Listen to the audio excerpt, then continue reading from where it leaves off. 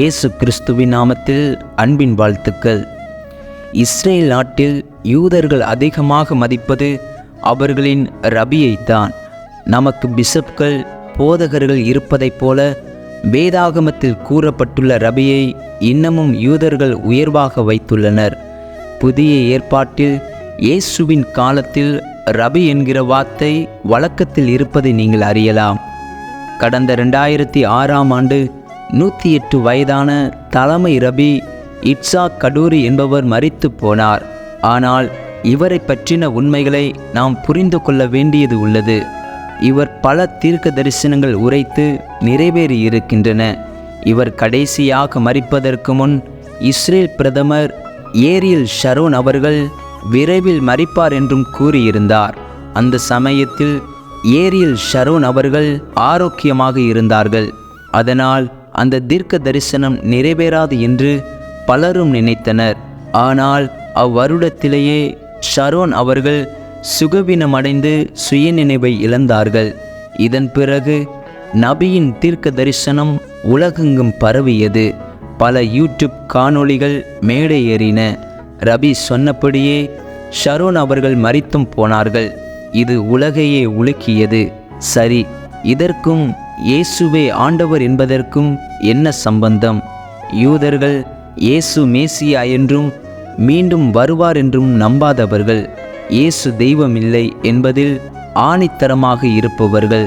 ஆனால் இந்த ரபி அவர்கள் இறப்பதற்கு முன்னால் ஒரு சிறிய கடிதத்தில் சில வார்த்தைகளை எழுதினார்கள்.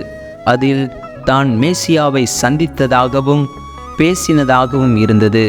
அந்த கடிதத்தில் கூறப்பட்டிருந்த வார்த்தைகள் என்னவென்றால், He will lift the people and prove that His word and law are valid. This I have signed in the month of mercy. The Hebrew sentence with the hidden name of the Messiah reads, Yarim Haam Veyokiat Shedvaro Vidorado Omtim. இதில் எபிரேய வார்த்தையான யெசுவா என்கிற வார்த்தை பதிவாகி இருந்தது. மேசியா இயேசுதான் என்று இவர் எழுதியிருந்தது எல்லோருக்கும் மிகுந்த ஆச்சரியத்தை ஏற்படுத்தியிருந்தது. மட்டுமல்ல, இவர் முக்கியமாக இன்னொன்றையும் கூறியிருக்கிறார். அது இயேசு மிக சீக்கிரம் வரப்போகிறார் என்பதுதான். ஏரியல் ஷரோன் மறைவுக்கு பின்னர் மிக விரைவில் இயேசு வருகை இருக்கும் என கூறியிருக்கிறார்.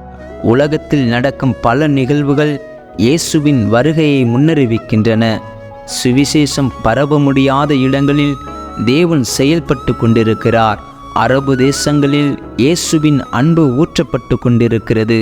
இயேசுவை தரிசனங்களில் கண்டு கர்த்தரிடத்தில் திரும்புவோர் எண்ணிக்கை அதிகமாகிக் கொண்டிருக்கிறது.